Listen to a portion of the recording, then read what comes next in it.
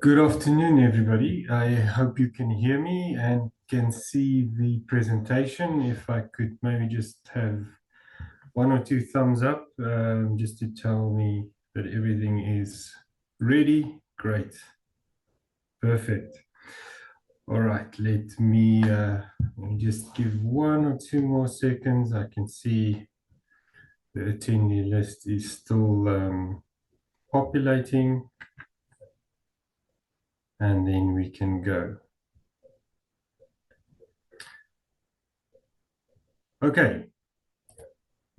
Let's start off. Firstly, thank you for joining us on a in the middle of the day. It's always a privilege to have you, and I hope we can delve into a little bit of bonds today and get a bit of a clearer understanding. Bonds have been, a cornerstone of any, call it, investment portfolio for decades, at least. And sometimes they can get a bit tricky, but we'll chat about that in the session. But I think unfairly so. So hopefully, once we've gone through all of what we need to go through today, or what I plan to go through today, you will have a bit of a better understanding. So as you can see, we've termed this Investing 101. So we're going to start with a few building blocks, and then kind of build on that to get a better understanding, what bonds are about, how to use them, etc. Just a bit about us. I think you probably know what we do. And here on the left, you can see there's a number of financial services we offer. We recently changed our kind of face a little bit. You'll see at the bottom here. We want to focus slightly more on, three, call it the main pillars, and that's securities broking, managed solutions, and wealth and advisory. And ironically enough, what we're talking today about today, bonds have a foot in each of these kind of pillars. So I'll elaborate on that a little bit later. Those are on the right, some of the partners we use. We obviously, our aim is always to give you a product that's kind of best of breed, that fits you as a client, perfectly. And these are some of the names we use and that you'll see, and you'll probably see some later in the presentation as well.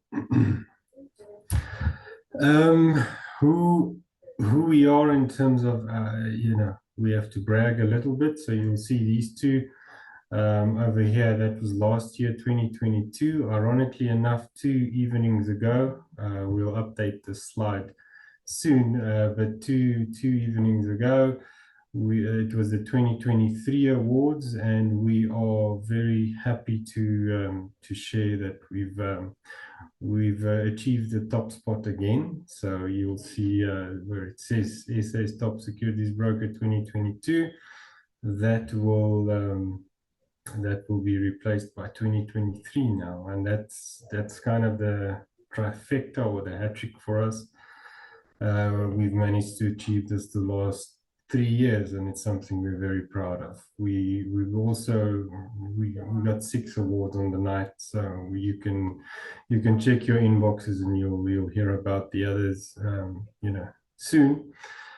But the Investor Monthly, the Financial Mail Investor Monthly, the magazine you see there on the left-hand side of the screen, came out today. So everything is in there.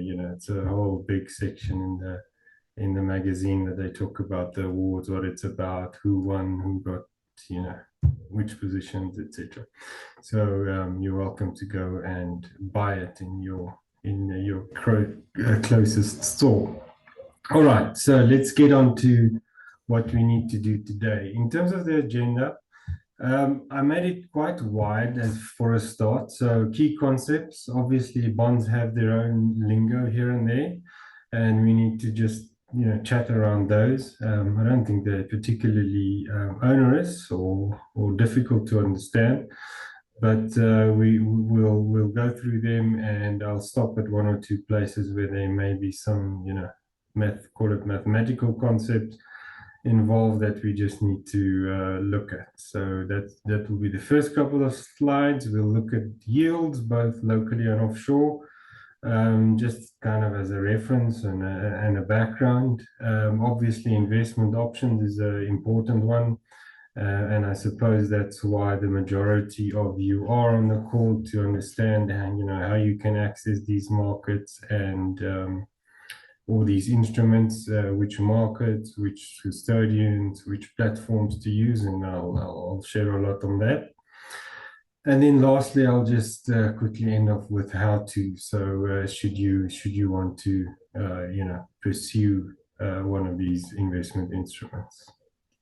So let's jump into it. So we have a kind of a broad explanation of a bond. So a bond is a loan, and that's basically as simple as it is. It's a loan. It's an IOU, against somebody, whether it's the government or a government or a corporation. I think we're all used to a bond in terms of our houses, so you take a loan from a bank or some financial institution that gives you X amount of rand to buy a house, and then you repay it over typically a 20-year period. So in that case, you get fixed and floating repayment rates, and we'll chat about that as we go through the presentation. But you can also, repay it faster, and you'll see later we term that prepayment risk, which is just one of the things that you not so much, really worried about as the person that is taking the loan, but the lender is. So that's a bond, and I think most of us know what it's about. Then in terms of categories, there are, and this is not an exhaustive list at all. In fact, most of the lists I have on here is not exhaustive, because there are so many places or industries where you can apply bonds that there's definitely a longer list than this. But I think the big ones we know is obviously government, so the SA government bonds locally, and I mean, if you financial media at all, you'll know there is the US Treasury bond, kind of the 10-year US Treasury bond is kind of call it the gold standard. It's the one that everybody references and looks at. Then you get corporate bonds, but locally, Eskom, for example, you get offshore ones, the likes of Apple and, the banks, the offshore banks have corporate bonds, etc. The others are municipal repo bonds, green bonds. You get, ESG type, or the ESG type focus. Mezzanine bonds is an interesting one. It's more in the project finance world. So it's kind of it's lying between where you have a full bond, what we kind of used to as a lending agreement, and equity. So typically when you do, let's say, project finance, we're building a solar plant, for example. I think that's very topical in our country at the moment. So if you build a solar plant, you'll have an equity investor, and you'll have, the rest of the funding is bonds. And, IDC offers bonds in Industrial Development Corporation, for example.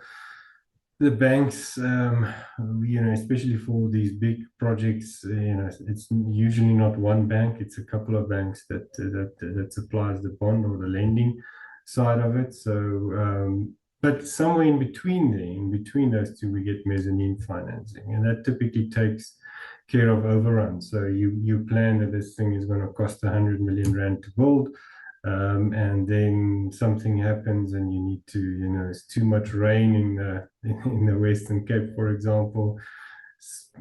Some of the equipment, there's flooding and it's gone or broken or whatever the case may be, and there's overruns. So mezzanine can take care of that. That's one way of mezzanine financing, and there is a plethora different nuances you can add to mezzanine financing.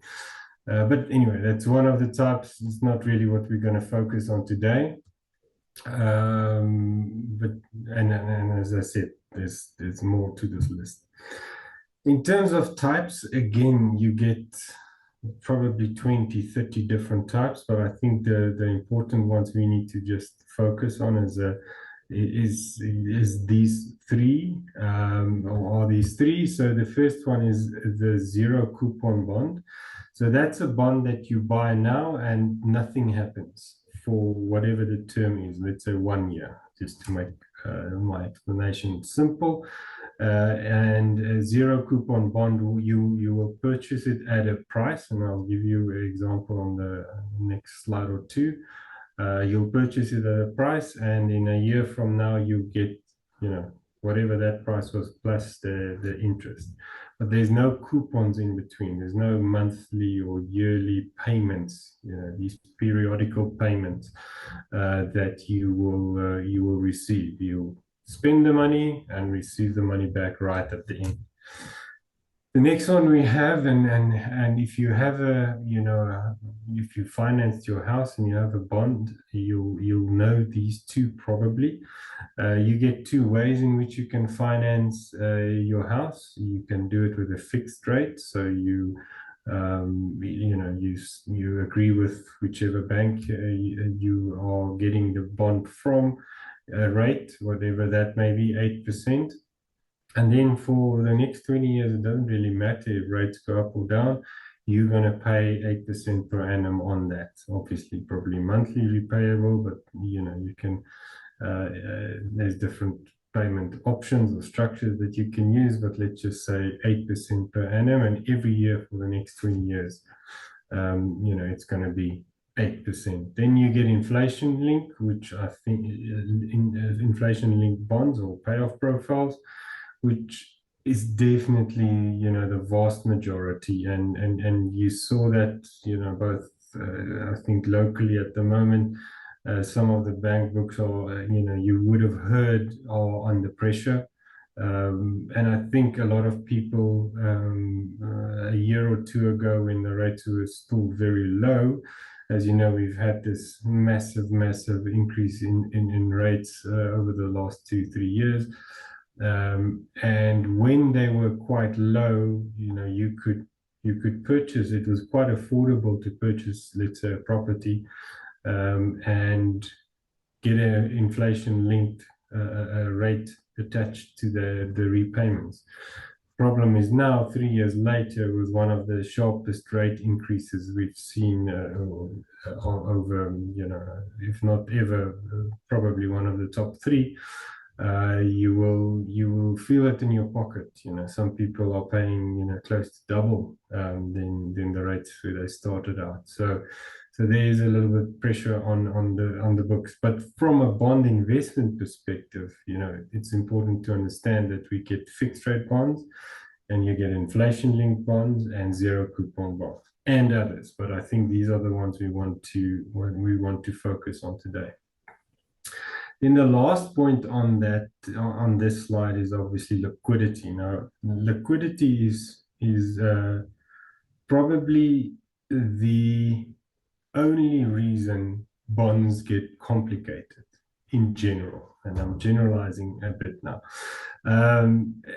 If bonds were not liquid, nobody would have trouble in understanding how a bond price works and how changing rates, affect the current price of a bond, because you wouldn't care, because if you took a 5-year bond or you invested in a 5-year bond, it's 5 years, and in 5 years' time you'll get your money back plus interest. So there's nothing tricky about it. However, we do have liquidity in a lot of bonds, if not all, and so there's a healthy secondary market.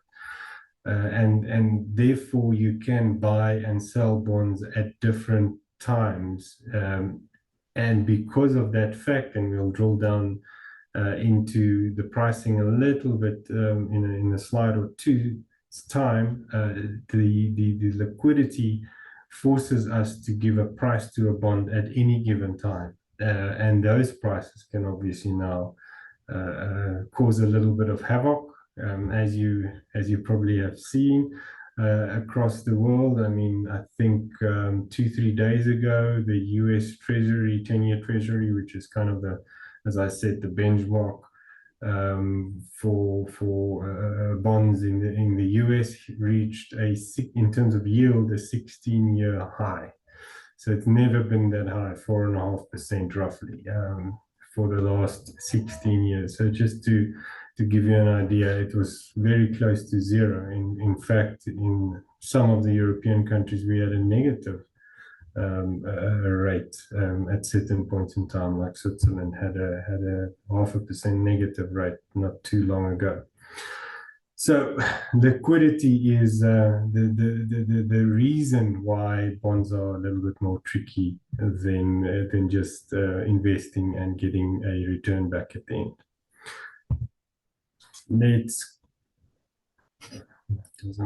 There we go. Okay, so the coupon, I think, is hopefully one of the more familiar concepts. So you can get a coupon attached. So let's say you put 1,000 Rand into a bond, and you get a yearly coupon. So that's the interest you get paid of whatever the case may be, 5%, 10%. Let's keep it with 10% because it makes my calculations quite easy. But if you have a bond with a 1-year bond, if you invest in a 1-year bond, and there's a coupon of let's say 10%, and it's semi-annually paid, that just means that you will get the 10% paid over 2 time frames. So you'll get 5% or 5,500 Rand, sorry.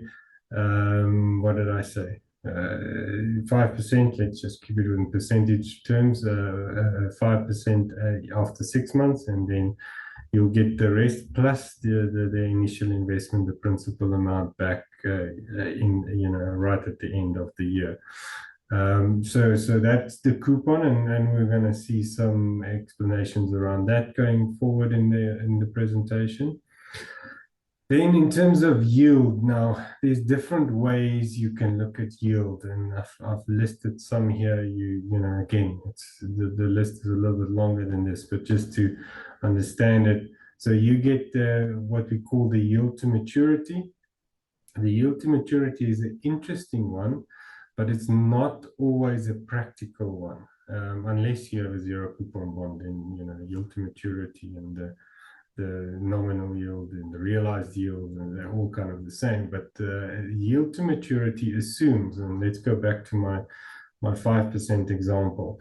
If you then save that money back at the same rate, so we put in 1,000 Rand, for example, and we have a 10% coupon, semi-annually paid. So after 6 months, you get 50 Rand. If that 50 Rand, that 5% that you get on a semi-annual basis, if you reinvest that immediately at the same rate of 10%, obviously, the compounding interest will get you a rate that's slightly higher than 10%, because that extra 5% is now also growing at 10%. So it's not always how we use bonds. Usually you invest in a bond and you get that coupon, and that's used to pay whatever living expenses, or you put it elsewhere. But in terms of yield to maturity, the calculation, or the name, the convention, the definition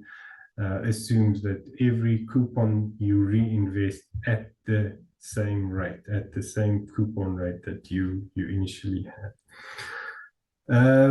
In terms of risks, if you are let's start at the end. So prepayment risk. So let me be the bank for a second. So why do I give you the bond? Because I can earn money. I give you interest on that, but I can earn. You pay me the interest on that, and you give me more than I would generally get. So I would, if I just took rather invested the money in a money market, for example, I would get 10%, but because I give it to a private individual like yourself for a house, in this case, I get, let's say, 11% or whatever the case is. So my investment, the reason I want to give this money to you is to get that enhanced yield, that extra little bit that I wouldn't be able to get in a typical instrument. So prepayment is one of the risks. If you now decided to pay a little bit more every month, and I think you would have heard this, on a number of occasions, that if you add like 10% to your repayment profile on your house, you can, there's lots of calculations around it, but you can, cut 7 years off your payment schedule, etc. So that's what we term prepayment risk. And the banks kind of don't like that because they want you to have it for the 20 years and get the additional little bit of yield all the time. So that's one of the risks. Not too prevalent in what we're discussing today, but I thought I'll just put it out there. Obviously, the interest rate is a big risk, and back to the liquidity conversation, the interest rate is only really a risk when you have to buy or sell in the term. So if the term is 5 years and you're happy to hold it for the 5-year term, interest rate risk is not really an issue.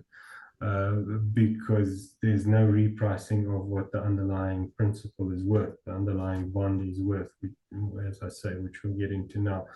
But the fact that it is liquid and you can go in and out of bonds is, interest rate is then obviously one of the big risks you have. If interest rates rise, then obviously and you can see it in the next point, then the bond price will fall and you'll get a lower price for your bonds and vice versa. Credit or default risk is obviously the big one. So we give obviously a credit rating to every bond. Bank does the same thing, remember? So when they give you a bond, to purchase a house, you are the credit risk. You are the default risk. In this case, when we invest in bonds, so if you buy US Treasury, chances are that the default on a US Treasury is very, very slim. So there's a very low credit or default risk.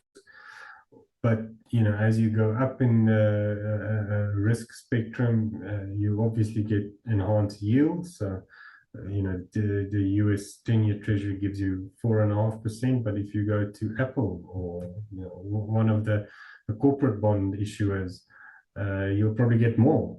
But you also have not a sovereign credit risk attached to it. So there's a higher probability, although still very low, there is a higher probability of a credit event or a default.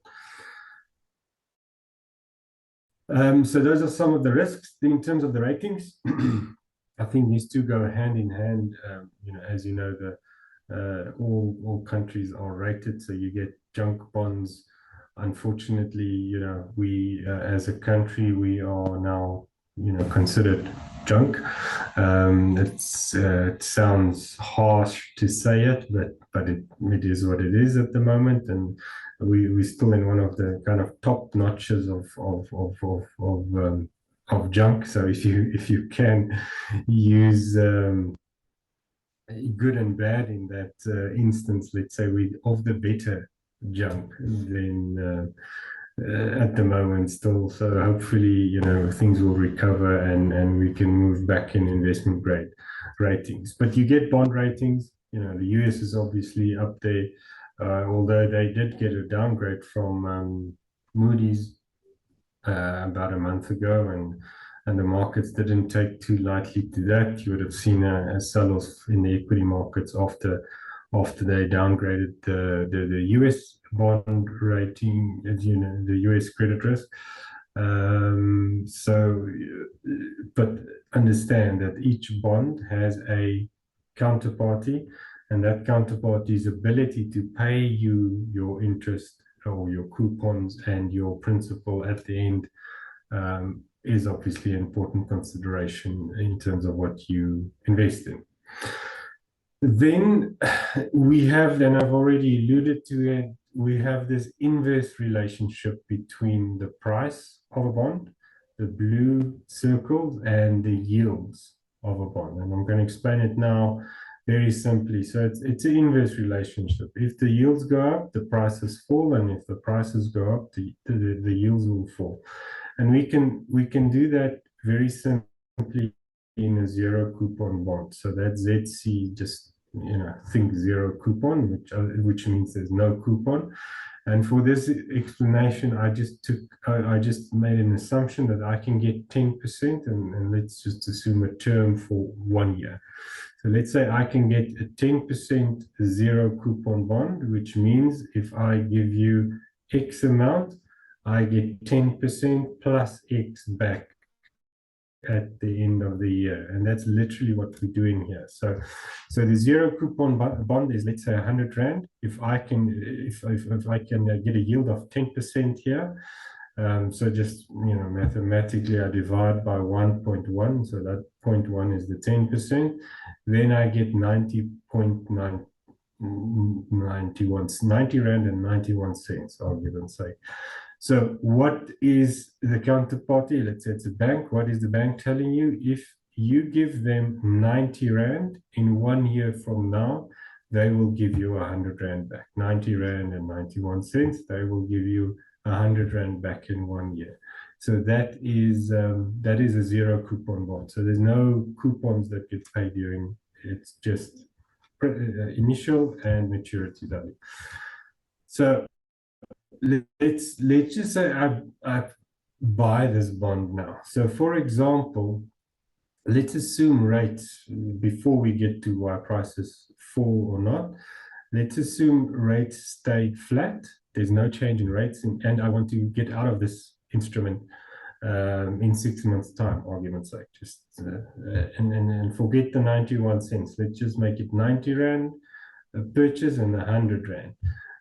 Then what do I do in 6 months' time? I would have earned, if I had invested this at 90 Rand for 6 months, I would have earned roughly 5%. Forget about compounding interest rates now, just for the explanation's sake. I would have had 95 Rand. If I took 90 and let's say I 6 months later I want to sell it, then I would have 95 Rand. So the price of the bond is then, if I sell it, then I must be remunerated for the risk and the term that I was invested in this instrument, and it was 6 months. So I would like to sell it at 95. And in this case, whoever is purchasing this instrument from me will be happy to pay 95, because they know that they're going to earn that same rate going forward. So I think, that's kind of the plain vanilla one. Where it gets now interesting is when we go into, this pendulum where prices fall or yields rise. So let's just assume for a second, I've committed to this 10% return over this period. Let's just assume the yields go up to whatever it is, 15%.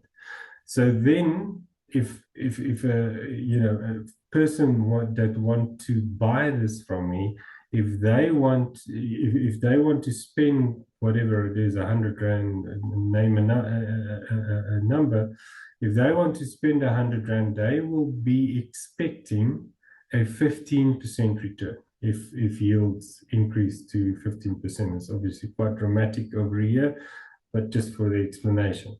So they would expect more. So we just said, if I sold it after 6 months in this case, it should theoretically be 95, right? But now yields have increased. Remember, this green one here on the left, the top one. I hope you can see my mouse moving on the screen. So yields have increased. What's going to happen now? The person buying this instrument from me is going to say, you know what, I don't have to buy it from you. Therefore, you will have to give me a discount. You will have to sell this at less than 95 for me to take this off your hands, because I want a 15% return and not a 10% return as promised in this instrument. So I won't be in the physical market be able to sell that at 95 in this case. I will be able to sell it at whatever. You will have to do the calculation, 93, 92, whatever the number is. So that is where the price will fall. And that's where the crisis is. Yields have risen a lot. And if you want liquidity, so if you didn't want the liquidity, if you didn't want to sell it or get out of a bond, there would have been no issue. However, when you have to get in and out for whatever reason that may be, that's where the interest rates and the yields, or the assumptions on yields at least, will bring an impact on what you get for that part. So we would have seen, and I think I have we'll get to that, and I'll show you what the actual impact is in 2 slides. So remember this one, and then you'll see from a liquidity point of view in a zero coupon bond how much it affected these rising rates that we've seen over the past year. So to move off this point, remember, when yields rise, prices will fall when we price the underlying bond price, and vice versa. If yields fall, the prices will rise. The other thing that you will see from a concept point of view is par value, premium, and discount. So let's just take the plain vanilla one. If, let's say, the face value of the bond that I'm buying is 1,000, so the price will be quoted at 100. That's the starting price. So you'll see here, it doesn't matter what the number is. There's a 5,000 at the bottom. The quote will be at 100. So we quoted the starting point as 100. And the market price of this bond is still 100, then we say it's at par value, which means it's still at face value, at the initially quoted or purchased price. If the market price is up, so how will the bond price go up? Let's see. Yields would have, if the yields rise, the bond price would have fallen. No, that's not the case here. This went from 1,000 up to 1,020. So when the second scenario here, yields would have fallen in this case. So the price increases from 1,000 to 1,020. Then we call it a premium. Okay, because now we had a premium of 2%. So 102, it's a premium to par. We have obviously the inverse. So the first scenario here is a discount to par. So 1,000. Now it's priced 97, so yields have risen. We call it a discount to par, and in this case, it's just 5,000. Also started at 100, and there's also a discount to par. So just to illustrate the different meanings of par, premium, and discount. Okay, if we then have a look at, and I've mentioned the 10-year US Treasury rate a couple of times, and as I say, everybody looks at it. So usually when you hear financial kind of media or you read it, what they typically reference is the US 10-year Treasury rate. And this, I think I took it back, 10 years. So you'll see 10 years ago it was, and the percentages here on the left. The orange one you see on here, that's just the S&P 500 to give you a rough idea of what happened. But the yield on the US 10-year Treasury was about 2.5, roughly 10 years ago. You can see it went as low as, so 1 would be there. So it broke through 1 during COVID, the post-COVID time. It recovered obviously a little bit, and now we can see it is at, and as I said, 16-year. 2 days ago it was about 16-year highs at around 4.5%. You can see there 4 and 5. It's roughly 4.5%. So you can see even by historical means, the U.S. Treasury rate is very attractive. So bringing that back then into the equity world that I think we're more used to is, remember, you have to discount what is a share price. It's simply a discount. You take all the future revenue and you discount it to a present value, and that's what we call the share price, or the price of the underlying company. So take any one of them, Apple, doesn't matter who it is, or any local company, Absa Bank, for example. So we're going to assume earnings, and we have to discount that earnings then all back to today. If you now discount, the higher you have future interest rates, the more you have to discount by, right? So if it was worth, Absa share was worth 100 Rand, and you now have to discount it by much more than you did at the previous time that you discounted it at, that means it's now worth 90 Rand. So we can see why the equity market is under pressure from a fundamental point of view. But I think from a more practical point of view is the US investor is looking at this, and they're saying, well, if I can get a 4.5% yield fixed for the next 10 years, and we're looking at, as you would have seen, the top 7 kind of call it AI or technology shares have dominated growth for the first part of the year. And they're quite high. So I think, investors are quite jittery. So you would see the American investor or an investor that look at the American market thinking probably that a 4.5% yield is not a bad place to be. I'll rather allocate my equity exposure to bond exposure, potentially less volatile, and especially if I'm willing to wait for the 10 years, then I don't have to worry about what rates would do. Okay, so that's the yield on the 10-year. Let's bring it back locally. So let's just see what we can get at the moment in South Africa, and you can see that is today. So on the 3 months, we can get about 9%, and then the interesting one for me here is the 20-year one, and I think if you read in the media a little bit, you would have seen the 20-year bond is at 12.97, call it 13%. Now, 13% is a very good return, I would think. Obviously, you have to weigh that good return, or any of these really, against remember what we said, against your credit or default risk. So in this case, if you were to participate in the 20-year RSA government bond, you would get a coupon of 12.97, which is a great coupon.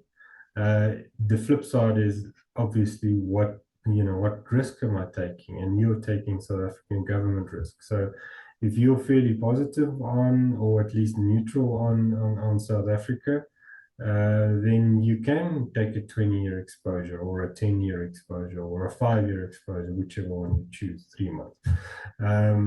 But you always have to weigh it against the credit risk. If you're negative about the South African, economic trajectory, and you're worried that, we're going to look massively different as a country in the next 5 to 10 to 20 years, then you obviously may reconsider, taking up one of these bonds or investing in one of these bonds, because your default risk in your case would then, if you're not positive on the economic outlook for the country over a 10-year period or a 20-year period, whichever, you will worry that you're not going to get you might get a great coupon for a number of years, but you worry that you won't get paid back from the South African government. Now, in theory, at least, the South African government has the least risk of any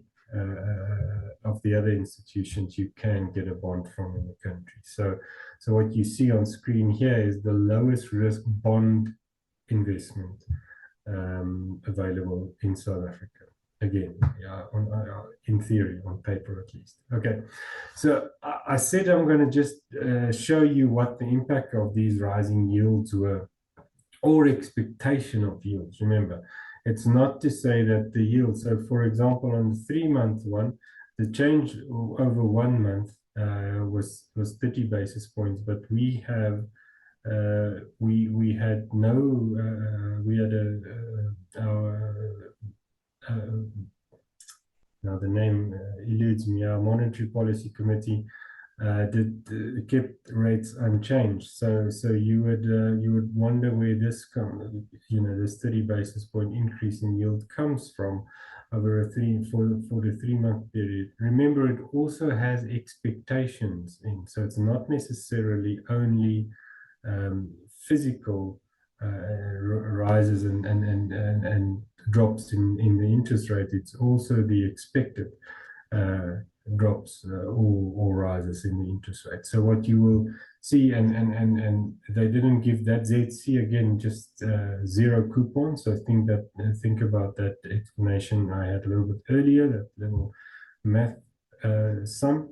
Let's just move to the 5 years so we can see the impact. So you can see over 5 years, if you had to have a zero coupon bond and you wanted to sell it now versus 6 months, versus 1 month ago, you're going to take a principal loss. So your money invested, your 100 Rand is going to be 2.55 Rand less, 2.5% loss over a 1 month period.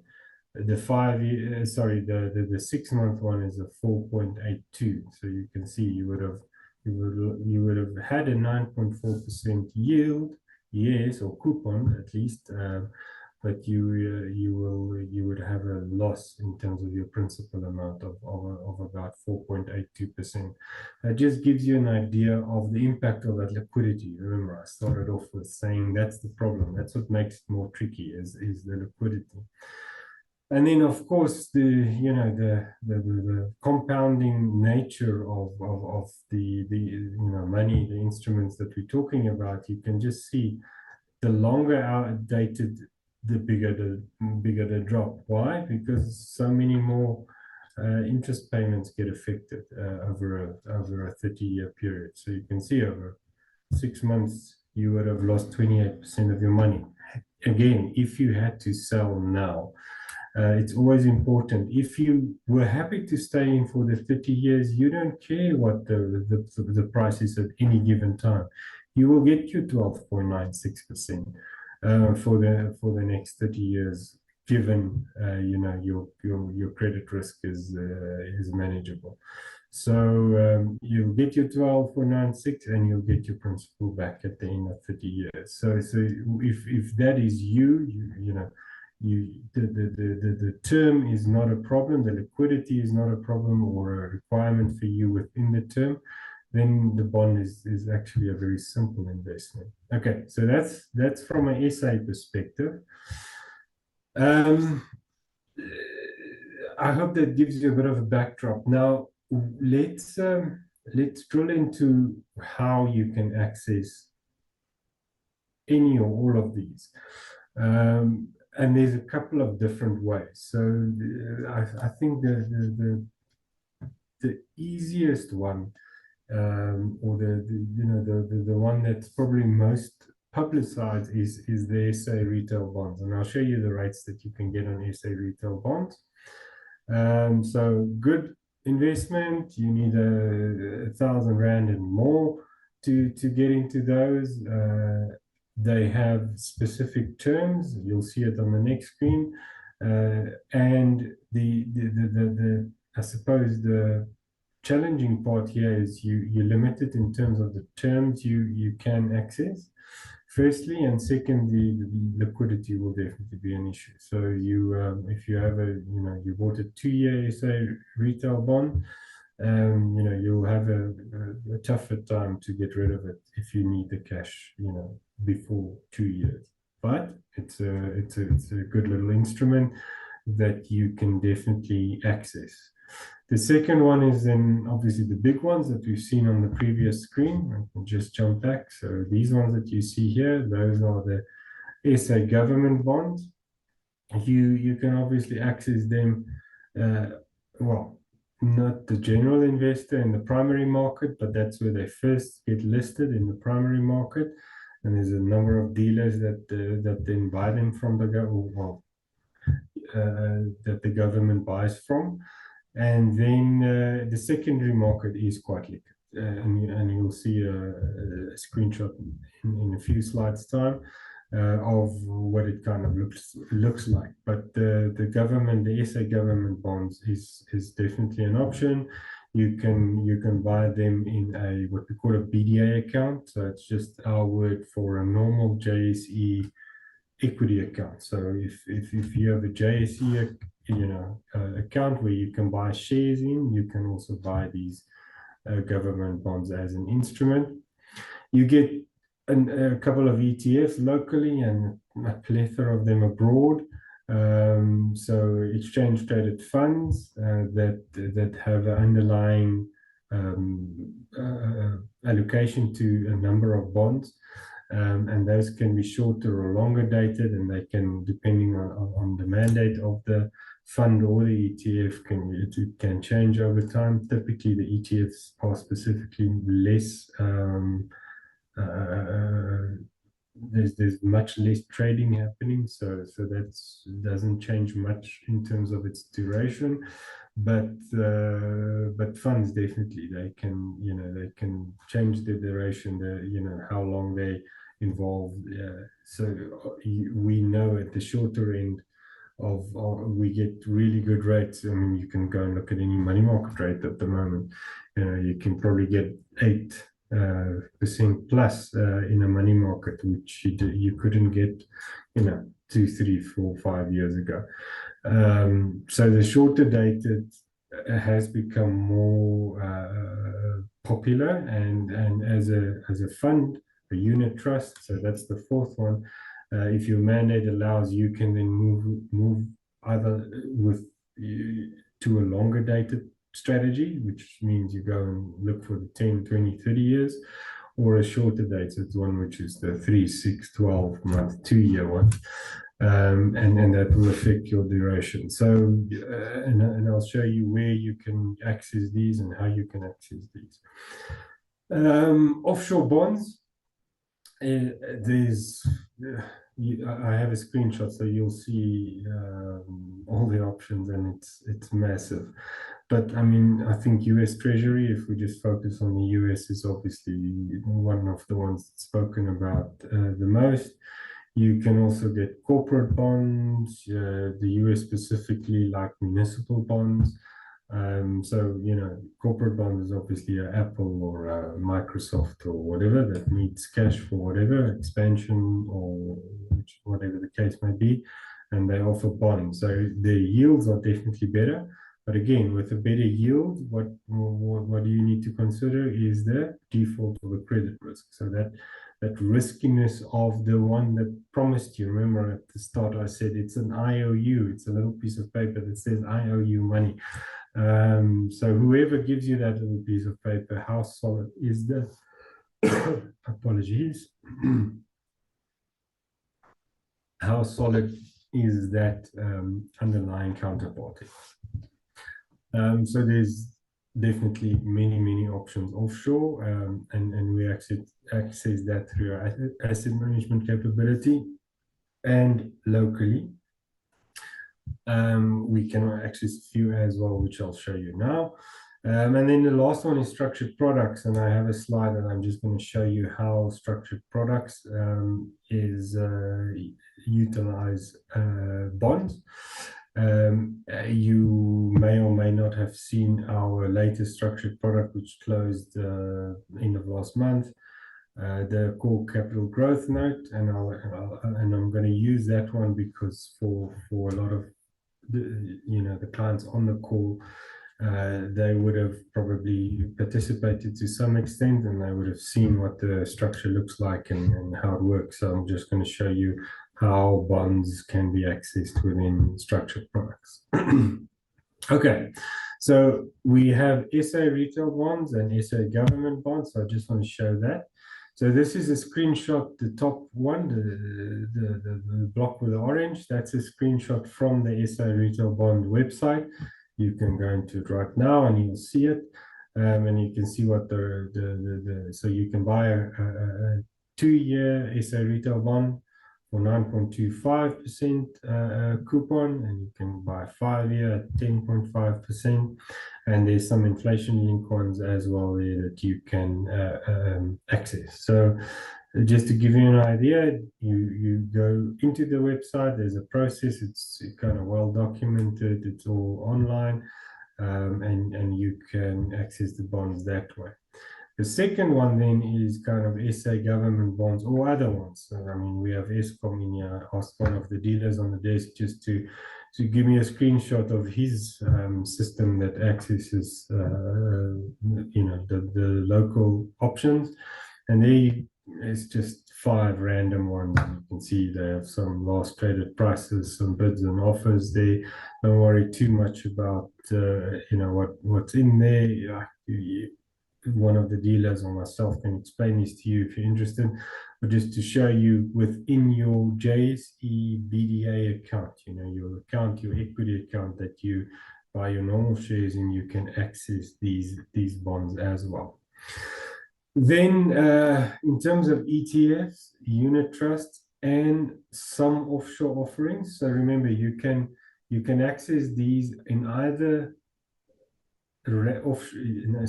let me just focus for a second on offshore, which you'll see now. You can access offshore bonds either with rands or with a foreign currency, let's say dollars.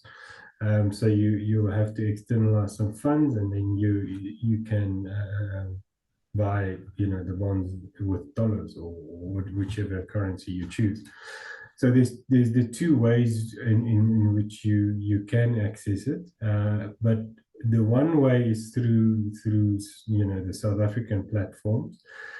So I'm going to show you in the next slide ETFs, unit trusts or funds, and then the offshore offerings that you can buy in rands. So this slide shows rand denominations. So I chose to just look at one of the platforms, and this one specifically is Momentum Wealth. And I simply went into the funds they offer, and I typed in bond. And what you'll see here is every single bond instrument you can access with rands. These are all the different funds in terms of local funds that you can get bond exposure to. The international ones, so the ones that are approved by our regulators, FSCA, that you can access in rands, are these ones. And this is just one platform. Remember, this is just the Momentum Wealth platform. There are other platforms that may have different ones.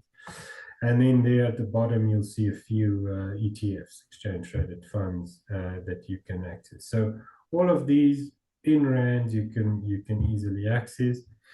For our clients that know our kind of model portfolio of funds, that have living annuity or retirement annuity, or even direct unit trust investments with us, our model portfolio of funds utilize 2 bond funds. One of them is the Absa Bond Fund, which is a really great fund. We've been investing clients' money with them for about 3 years in our models. It's almost 4 years in the models. So Absa, the Absa Bond Fund has been a stalwart in our portfolios. They've won a Raging Bull Award and for a number of years. So really a nice fund to look at. But again, all of the local ones, some international, and the ETFs. And this is, as I say, one platform, the Momentum Wealth platform that I just chose as an example. Then staying with the offshore options, now I'm looking at bonds that you can have access to with a foreign currency, let's say dollars. And again, I went into our one of our systems, one of our product providers, and I typed in bonds. So just to give you an idea of the the breadth of options available there. Just in terms of bonds, 88,000 bonds. That's with you can access through this specific provider. 2,800 ETS, 4,500 funds. So you can see there is a large amount of options you can get into, and ironically some local. There's a APSA one that they have, so it's a OTCs, over the counter bonds. Anyway, we utilize some of these in our offshore, our asset management side, but I won't drill too deep into that. So just to give you an idea of offshore options. And then the last one that I just quickly want to stand still on is structured products. So you would have probably seen or heard, or you may have even invested in our latest structured product, and that is the core global growth mode. And just to explain a structure to you, or a payoff profile of a structure very quickly, is this is on the bottom is what the market is doing. And if you look at the left here, the y-axis is the return. So from 0 to 40%, this structure that you down. So if the markets over the next 5 years is between 0 and 40% down, you get your money back. If it's more than 40% down, it's as if you invested in the market. So if it's 45% down, you would lose 45% of your investment after a 5-year period. And I don't want to drill too deep into this. Then on the upside, you get an enhanced upside. So you get 2 times what the market will give you. On the upside, so if the market did 10%, you'll get 20%, all the way up to a cap of 80%, or 2 times upside over a 5-year period. So up to 80%, up to 40% growth over the next 5 years in that basket of indices, you'll get double. Okay, why am I going into the structure? Is just to show you this is how a structure is built. So we write it out of the money put, we buy at the money call, sell it out of the money call. So you can see we do get some money when we write or sell it, but we also have to pay money to buy it. What do we do? Why is how do we get that money? Is a bond, and that zero coupon bond. Remember, I explained to you that if you want 100 Rand back, so you want your capital back that you have now, you can buy it at 90 Rand. So if you give us 100 Rand, we buy a bond at 90 Rand. In my example's case, we buy a bond at 90 Rand. And that difference, that almost 10 Rand difference, we can then use to purchase these options to give you a payoff structure like you've seen. So just another way of accessing bonds as well is as an underpin to a structured product. And this is one. There are literally thousands of different structured products. You also get structured products solely focused, on bond strategies. Good. I think so. Those are the types of products and how you can get exposure to them. In terms of what we do, so we obviously, and it's not just an advisory capacity. You can also do it directly, so you don't have to, use our advisory services. You can also buy, directly via, one of the guys on the trading desk, as I explained. So the custodians that we can use in this case is Swissquote or DMA or Velocity Trade. So Swissquote will give you all those offshore options, for example, and then DMA, Velocity, some offshore options, but more the local one. And then remember I showed you the Momentum Wealth one, this list here, for example.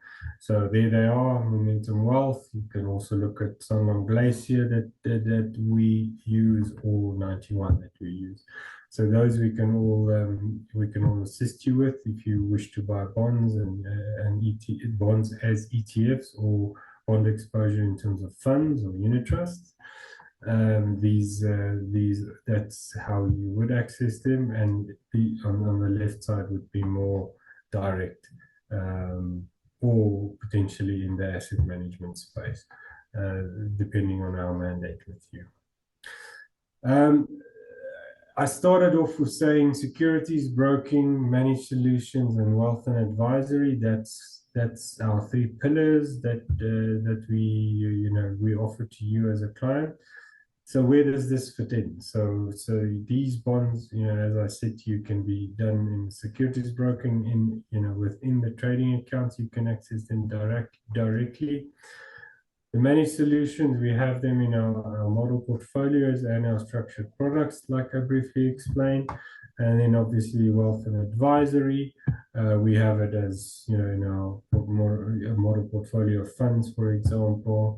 And, there are many options in terms of unit trusts, etc., that you can then access all these bonds via the Rand Swiss relationship you have. Just to finish off, I see I am running out of a little bit of time.